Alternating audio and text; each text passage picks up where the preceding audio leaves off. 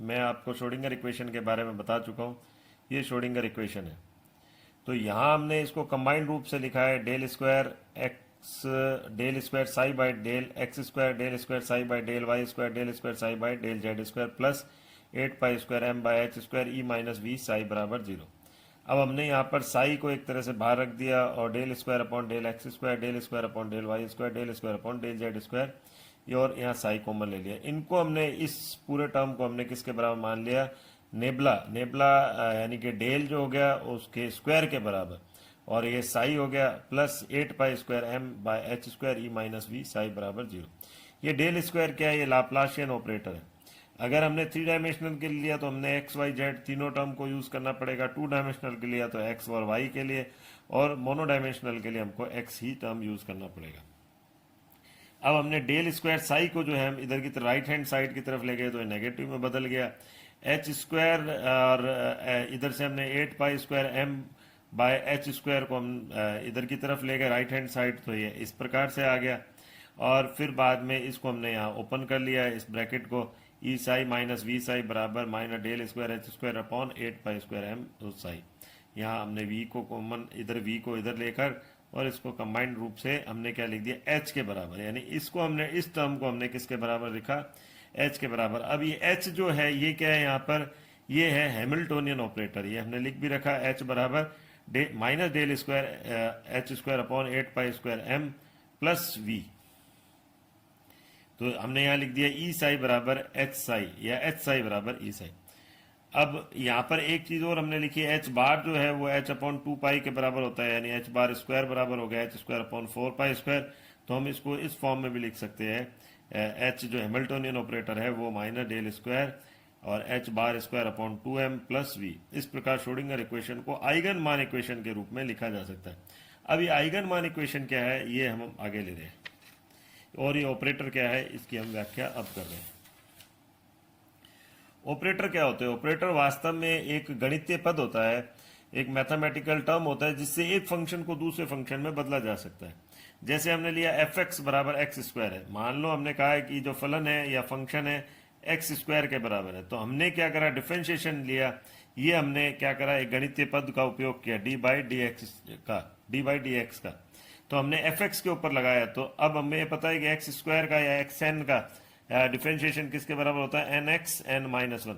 तो हमने x square का लिया तो हमारे पास आ गया 2x। तो यानी अब वो फलन किस में बदल गया, एफ डैश एक्स के अंदर, यानी अब वो फलन एफ एक्स जो एक्स स्क्वायर के बराबर था और एफ डैश एक्स प्राप्त हो गया जो कि किसके बराबर है, 2x के बराबर। यानी एक फंक्शन को हमने दूसरे फंक्शन में परिवर्तित कर दिया। ये कितने तरह के होते हैं संकारक, तो हमने अलग अलग तरीके से लिखा है। सबसे पहले हमने कहा लाप्लाशियन संकारक, जिसकी अभी हम व्याख्या कर चुके हैं पीछे। ये हमने डेल स्क्वायर के द्वारा इसको दर्शाया जाता है, इसकी हम व्याख्या कर चुके हैं। इसी तरह से हमने कहा हैमिल्टोनियन ऑपरेटर, हैमिल्टोनियन की भी हम पीछे व्याख्या कर चुके हैं। हैमिल्टोनियन संकारक की भी हम बता चुके हैं कि हैमिल्टोनियन संकारक ये इस प्रकार से होता है। अब आता है तीसरा, आता है हर्मिटी संकारक या हर्मिटियन ऑपरेटर। हर्मिटी संकारक का मतलब है, अगर मान लो दो तरंग फलन है, एक तो है साई 1 और एक है साई 2, तो एक का हमने ले लिया कॉम्प्लेक्स कंजुगेट और फिर हमने एक ऑपरेटर लगाया, फिर हमने लिया दूसरा नॉर्मल फॉर्म में दूसरा फंक्शन हमने साई 2 लिया और डी टॉ करके लिख दिया। टॉ का मतलब एक्स वाई जेड तीनों के लिए हो गया है।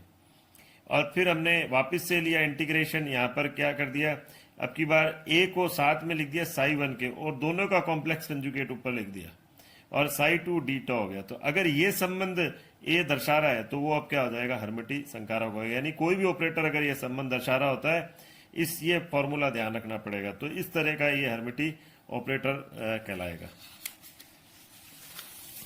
अब इसी तरह से होता है, ये सबसे इंपॉर्टेंट जो आइगन संकारक या आइगन फलन या आइगन मान जो है, ये सबसे इंपॉर्टेंट चीज हो गई इसमें कि आइगन फलन या आइगन संकारक या आइगन मान वो क्या होते हैं। तो हम कहते हैं कि अगर मान लो हमने किसी फंक्शन पर अगर किसी ऑपरेटर को लगाया और हमें मैथमेटिकल वैल्यू या यूं सही कहे कि हम संख्यात्मक न्यूमेरिकल वैल्यूज हमको प्राप्त हुई और वही फलन वापस से प्राप्त हो गया, यानी जैसे हमने साई पर ए को लगाया तो हमें एक संख्यात्मक मान प्राप्त हुआ और हमें साई वापस प्राप्त हो गया, तो ये साई तो कहलाएगा आइगन फलन यानी आइगन फंक्शन। और ये ये जो है, जो हमने लगाया है ऑपरेटर, उसको हम क्या बोलेंगे, आइगन संकारक, आइगन ऑपरेटर। और जो स्मॉल है, यानी जो हमें संख्यात्मक मान प्राप्त हुआ है, ये वाला, इसको हम क्या कह देंगे, इसको कहेंगे आइगन मान। तो ये तीन टर्म हमें ध्यान रखने पड़ेंगे। एक तो हो गया आइगन मान, जो हमने कहा है संख्यात्मक मान हमें प्राप्त हुआ। एक है आइगन फलन, जो हम कह रहे हैं कि जिस पर आइगन ऑपरेटर को लगाने पर पुनः वही प्राप्त हो जाता है। और ये जो ऑपरेटर लगाया है, इसको हमने बोला आइगन ऑपरेटर या आइगन संकारक। अब इसका एक एग्जाम्पल हम लेते हैं। जैसे हमने लिया एक्सपोनेंट है 2x, हमें पता है कि जब हम इसका डिफ्रेंशिएशन लेते हैं, जब हमने इसका डिफ्रेंशिएशन लिया तो हमें e2x तो प्राप्त हो गई, लेकिन साथ में बाहर 2 और आ जाएगा, यानी e की पावर मान लो nx है, तो हम क्या लिखेंगे, ne। अगर इसका डिफ्रेंशिएशन लेते हैं तो हमें क्या मिलेगा, ne nx ही मिलेगा। तो इस प्रकार से हमें क्या मिला, यानी कि ये जो वैल्यू हमें संख्यात्मक मान प्राप्त हुआ और वही फलन वापस से प्राप्त हो गया। तो ये दो तो क्या हो जाएगा, इसमें ये संख्या दो तो हो गई, ये हो गया आइगन मान। और e या एक्सपोनेंट 2x जो हो गया, वो हो गया आइगन फंक्शन या आइगन फलन। और d बाई डी एक्स क्या हो जाएगा, आइगन ऑपरेटर। ऐसे ही हमने मान लो d बाई डी एक्स को साइन 2x पर लगाया, तो हमें मिला 2 cos 2x। तो इस स्थिति में ये सही नहीं है। क्यों नहीं है, क्योंकि हमें फंक्शन हमारा बदल गया, साइन 2x की जगह में क्या मिल गया, cos 2x मिल गया। लेकिन अगर हमने डबल डिफ्रेंशिएशन करा तो साइन 2x से हमको मिला -4 साइन 2x। तो अब ये जो होगा, ये यहाँ पर आइगन मान इक्वेशन के रूप में इसे लिखा जा सकता है, या इसे हम कहेंगे आइगन मान इक्वेशन। और हमने पहले श्रोडिंगर इक्वेशन के लिए भी ये टर्म लिखा था कि इसे हम आइगन मान इक्वेशन के रूप में या आइगन वैल्यू इक्वेशन के रूप में लिख सकते हैं। कैसे, जब उस पर हमने हैमिल्टोनियन ऑपरेटर लगाया, किस पर लगाया, फलन पर। तो कौन सा फलन हो गया, ये हो गया आइगन फलन। आइगन फलन पर जब हमने हैमिल्टोनियन ऑपरेटर लगाया तो हमें एनर्जी प्राप्त हुई, और एनर्जी की कोई ना कोई वैल्यू होगी और वो संख्यात्मक मान ही होगा।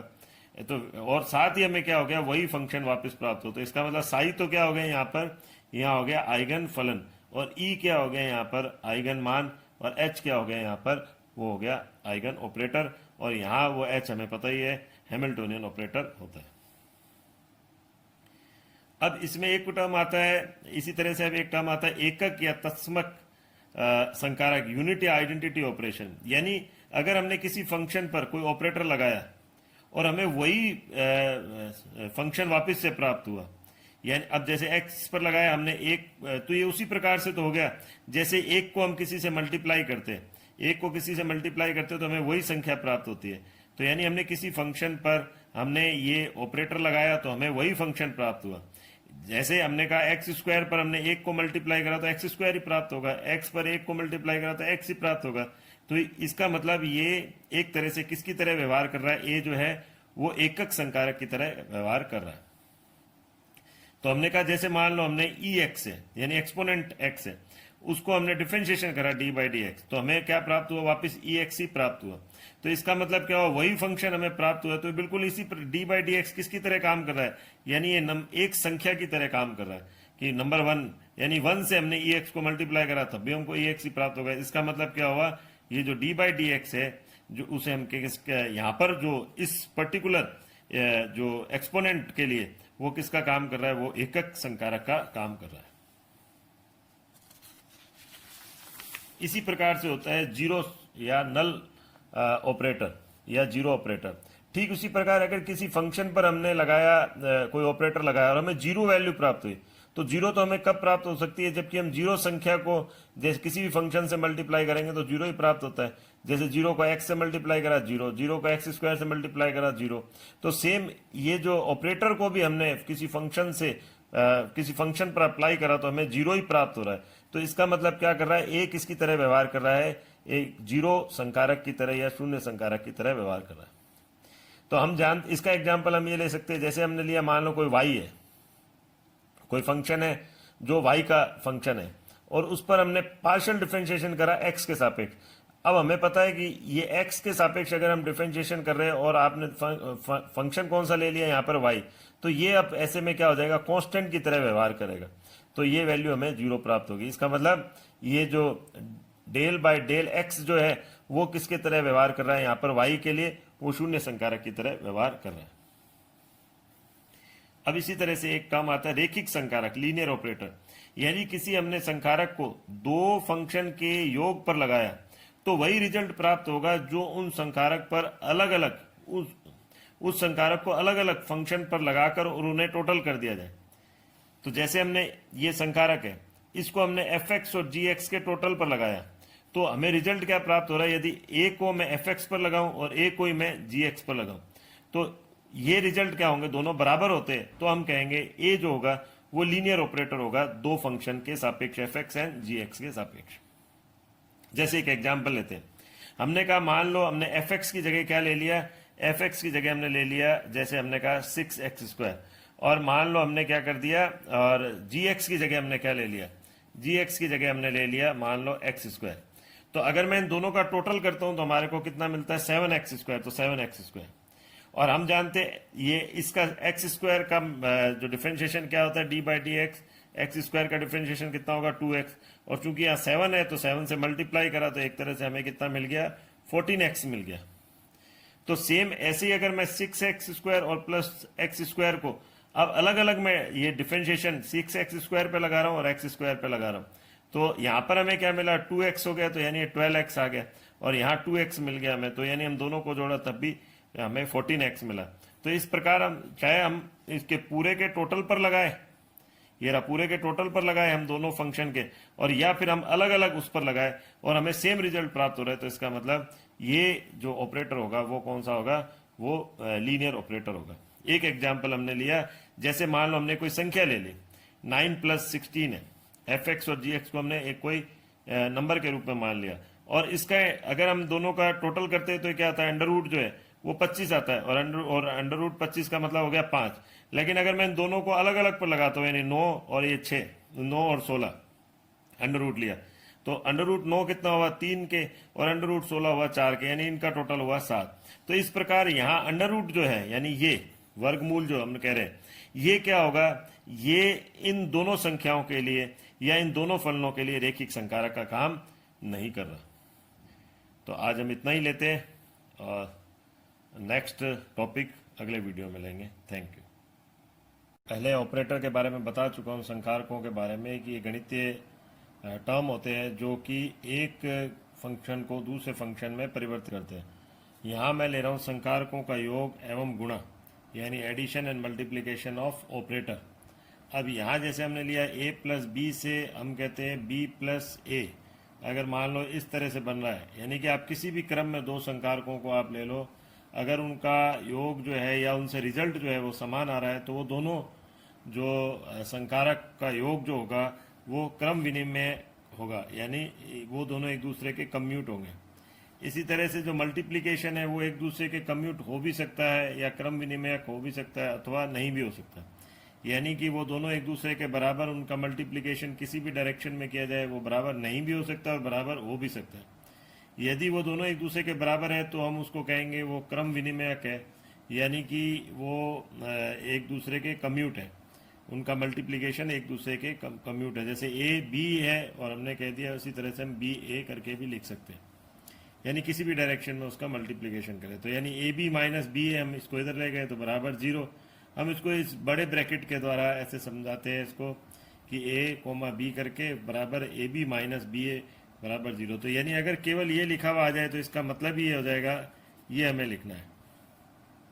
तो अब जैसे हमारे पास एक क्वेश्चन आया, सिद्ध कीजिए a² b जो बराबर है वो a, और इस तरह से ब्रैकेट में ab + ab और इधर की तरफ a है, तो हमको उसी डायरेक्शन में मल्टीप्लिकेशन करना है। तो हमने मान लो सबसे पहले राइट हैंड साइड ही लिया, राइट हैंड साइड में हमने कह दिया ये a हमने लिख दिया यहाँ पर, और यहाँ हमने कर दिया इसको इस फॉर्म में लिख दिया, क्योंकि इसका मतलब क्या होता है बड़े ब्रैकेट में लिखने का, यानी ए बी माइनस बी ए कर दिया हमने।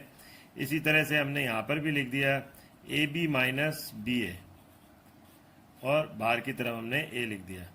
अब उसी डायरेक्शन में हमको उसका मल्टीप्लिकेशन करना है, यानी ये इस तरह से हमने पहले ऑपरेटर को दर्शाया, तो ये a² b हो गया माइनस ए बी ए हो गया, फिर प्लस, अब चूंकि पीछे की तरफ से इसको मल्टीप्लाई करना है, ए बी ए हो गया और माइनस b(a)² हो गया। ये से ये कट गया तो हमारे पास क्या आ गया a² b माइनस b(a)²। तो हमें पता है कि ए बी माइनस बी ए किसके बराबर होता है, ए बी माइनस बी ए होता है कैपिटल ए बी के। तो अब जब इस तरह से लिख रहे हैं तो इसका मतलब ये किसके बराबर हो गया, ए स्क्वायर बी के, यानी ये किसके बराबर आ गया, लेफ्ट हैंड साइड, यानी राइट हैंड साइड बराबर लेफ्ट हैंड साइड आ गया।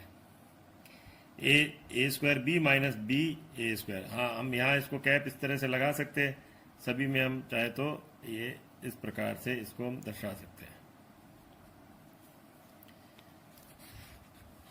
अब नेक्स्ट टॉपिक है क्वांटम यांत्रिकी के अभिग्रहित, यानी पोस्टुलेट ऑफ क्वांटम मैकेनिक्स। अब ये क्वांटम मैकेनिक्स जो होती है वो कुछ पोस्टुलेट पर डिपेंड करती है। कुछ पोस्टुलेट पर कैसे डिपेंड करती है, सबसे पहला तो यही कि किसी भौतिक तंत्र की किसी समय अवस्था को तरंग फलन द्वारा दर्शाते हैं, यानी हम तरंग फलन हम बता ही रहे थे, तो तरंग फलन द्वारा दर्शाते हैं। तो ये समय भी आ गया इसके अंदर और अवस्थाएं भी आ गई, तो यानी साई एक्स वाई जेड और या कोमा साथ में क्या हमने लिख दिया टी, यानी समय के द्वारा भी हमने दर्शा दिया, या हम इसको साई आर टी या साई वी टी इस तरह से भी व्यक्त कर सकते हैं। अब तरंग फलन हम पहले ही बता चुके हैं, ये क्या होता है, ये एकलमानी सतत व परिमित होता है, और ऐसा तरंग फलन जो इन तीनों कंडीशन को फॉलो करता है वो क्या कहलाता है, सुव्यवहारित तरंग फलन या वेल बिहेव्ड फंक्शन। साई प्रसमानीकृत भी होता है। अब ये प्रसमानीकृत या इसको हमने लिखा है नॉर्मलाइज्ड। ये नॉर्मलाइज्ड का क्या मतलब होता है, कोई भी फलन प्रसमानीकृत होता है यदि वह निम्न शर्त का पालन करे। तो हमने यहाँ इंटीग्रेशन लिया माइनस इनफाइनाइट से लेकर प्लस इनफाइनाइट, और यहाँ लिखा साई स्टार साई डी टॉ बराबर 1। तो अगर ये इस शर्त का पालन कर रहा है कोई भी फलन, तो वो क्या हो जाएगा, वो प्रसमानीकृत होगा, यानी उसका किसी एक पर्टिकुलर लिमिट तक अगर उसका हम इंटीग्रेशन करें और हमने उसको ले लिया किस फॉर्म में, उसका जटिल संयुग्म में ले लिया और खुद वो तरंग फलन ले लिया और उसका इंटीग्रेशन करा डी टॉ में कुछ भी हो सकता है एक्स वाई जेड के सापेक्ष, तो बराबर अगर ये एक आता है, या हमने साई स्क्वायर डी टॉ बराबर 1 अगर कह दिया, तो यानी वो क्या होगा, वो प्रसमानीकृत होगा। तो इसका एक एग्जाम्पल हमने लिया एक इस तरह से कि अगर सिद्ध करना है हमें कि साई बराबर ई यानी एक्सपोनेंट आईटा एक्स जो है वो प्रसमानीकृत है, तो हमने क्या कर दिया, उसका जटिल संयुग्म में ले लिया। जटिल संयुग्म में यानी कॉम्प्लेक्स कंजुगेट में हमें पता है कि उस आईटा की जगह वहां पर क्या आ जाता है, माइनस आईटा एक्स आ जाता है, और हमको ये सिद्ध करना है ये 0 से 1 के लिए प्रसमानीकृत है, यानी लिमिट हमने क्या कर दी इसमें 0 से 1 दिखा दी। तो 0 से 1 के लिए हमको प्रसमानीकृत, तो हमने 0 से 1 लिमिट रख दी यहाँ पर, और ई आईटा एक्स रख दिया, ई माइनस आईटा एक्स रख दिया, और डी एक्स हमने यहाँ पर ले लिया। 0 से 1 दिखा दिया तो ई यहाँ 0 कर दिया, यानी एक्सपोनेंट 0 कर दिया, डी एक्स। किसी की पावर 0 का मतलब क्या होता है, 1। जैसे मान लो हम x की पावर 0 लिख रहे हैं तो उसका क्या मतलब हो गया, 1। तो यहाँ पर हमने कह दिया कि e की पावर 0 तो वो 1 हो गया, तो यहाँ आ गया dx। अब dx का इंटीग्रेशन करेंगे तो हमें पता है किसके बराबर होता है, x। तो x आता है, हमने पहले ऊपर वाली लिमिट रखी यानी अपर लिमिट और फिर लोअर लिमिट, तो 1 ऊपर की लिमिट है और लोअर लिमिट हो गया 0, तो 1 माइनस 0 और बराबर हो गया 1। तो इस प्रकार ये 1 आ रहा है, तो इसका मतलब साई बराबर ई आईटा एक्स क्या है, प्रसमानीकृत या नॉर्मलाइज्ड वेव फंक्शन है। ये तो हमने लिया क्वांटम यांत्रिकी का फर्स्ट पोस्टुलेट। अब दूसरा पोस्टुलेट ये है कि प्रत्येक डायनेमिक वेरिएबल जो होता है यानी चर जो होता है उसके सापेक्ष क्वांटम यांत्रिकी ऑपरेटर भी होते हैं। तो जैसे हमने कहा कि मान लो वेरिएबल है एक्स, यानी एक्स किसको दिखाता है, पोजीशन को, तो हमने उसको ऑपरेटर के रूप में लिख दिया, एक्स करके ऊपर इस तरह से कैप बना दी, तो ये संकारक यानी ऑपरेटर हो गया। ऐसे पोटेंशियल एनर्जी हमने यहाँ पर पोटेंशियल एनर्जी को ऑपरेटर के रूप में लिख दिया। संवेग जो होता है यानी मोमेंटम, अगर हमने एक्स डायरेक्शन में लिया तो हमने इस तरह से तो उसको दिखाई दिया कैप करके, और बराबर उसका जो वैल्यू होती है वो माइनस आइटा एच अपॉन 2 पाई और डेल बाय डेल एक्स के बराबर होता है, ये हमें ध्यान रखना पड़ेगा। इस h की जगह h बार हमने बताया था h अपॉन 2 पाई के बराबर होता है। h बार किसके बराबर होता है, h अपॉन 2 पाई के बराबर। तो हम यहाँ क्या कर सकते हैं, इसकी जगह हम h बार भी रख सकते हैं, तो आइटा h बार, और अब चूंकि यहाँ पी वाई लिया है तो हमने डी बाय या डेल बाय डेल वाई लिख दिया हमने। अगर हमने एक्स वाई जेड कुछ भी नहीं लिखा तो हमको ये डेल इस तरह से लिखना पड़ेगा नेबुला वाली फॉर्म में। अब ऊर्जा जो है, ऊर्जा को भी हम इस तरह से ऑपरेटर के रूप में लिख सकते हैं, और आइटा एच बार और डेल बाय डेल टी के रूप में इसे लिखा जा सकता है। अब तीसरा इसका जो पोस्टुलेट होता है, संकारक को आइगन मान समीकरण के रूप में दर्शाया जा सकता है। और आइगन मान समीकरण हम पहले भी बता चुके हैं कि यानी कि अगर हमने ऑपरेटर को लगाया किसी फलन के ऊपर, तो अगर हमें वो फलन वापस से प्राप्त होता है, साथ ही कोई मैथमेटिकल या हम यूं कह सकते हैं न्यूमेरिकल या संख्यात्मक मान हमें प्राप्त होता है, तो वो जो संकारक होगा वो कौन सा होगा, वो आइगन संकारक होगा। ये इक्वेशन कौन सी होगी, आइगन मान इक्वेशन होगी, और ये जो वैल्यू जो है ये आइगन वैल्यू कहलाएगी। तो हमने लिख दिया एच साई बराबर ई साई। तो हम ध्यान है, हमें श्रोडिंगर इक्वेशन को भी हम इस फॉर्म में लिख सकते हैं। एक अब फोर्थ नंबर जो आता है, किसी भी प्रेक्षण योग्य राशि को माध्य, औसत या प्रत्याशा मान यानी एक्सपेक्टेशन वैल्यू के रूप में प्रदर्शित किया जा सकता है। इसको ए बार या ऐसे इस तरह से हम लिखते हैं औसत वाले साइन से, और हमने यहाँ पर कर दिया इंटीग्रेशन ले लिया साई स्टार, और ये वाला जो टर्म जो भी यहाँ आ रहा है उसको हमने यहाँ लिख दिया, और साई फिर यानी कि साई और उसके कॉम्प्लेक्स कंजुगेट के बीच में लिख दिया और डी टॉ कर दिया अपॉन, और फिर वही साई वो ये जो साई लिया हमने और उसका कॉम्प्लेक्स कंजुगेट करके डी टॉ लिख दिया। तो अगर इस तरह से किसी को दर्शाते हैं तो ये प्रत्याशा मान होता है, उस वेरिएबल का प्रत्याशा मान होगा। अब जैसे हमने लिया, मान लो संवेग का हम प्रत्याशा मान निकाल रहे हैं, तो हमने क्या कर दिया, ये संवेग है पी एक्स, मान लो एक्स डायरेक्शन के सापेक्ष है, तो ये हमने इस प्रकार से लिख दिया। अब चूंकि ये हमें पता है किसके बराबर होता है, एक्स के सापेक्ष लिखना पड़ेगा, डी टॉक एक्स वाई जेड कुछ भी हो सकता है, तो यहाँ हमने एक्स लिया है चूंकि, तो हमने एक्स ही रखा। अब चूंकि हमें पता है ये वाला जो टर्म है ये किसके बराबर हो जाता है, ये एक के बराबर होता है, क्योंकि ये प्रसमानीकृत है, तो हमने इसको तो बाद में कर दिया एक, और पी एक्स की जगह हमने रख दिया minus iota H bar D by D X. अभी हम पहले बता चुके हैं ये जो क्वांटम मैकेनिकल ऑपरेटर जो पी एक्स के लिए यूज किया जाता है, तो हमने इस प्रकार से यहाँ लिख दिया।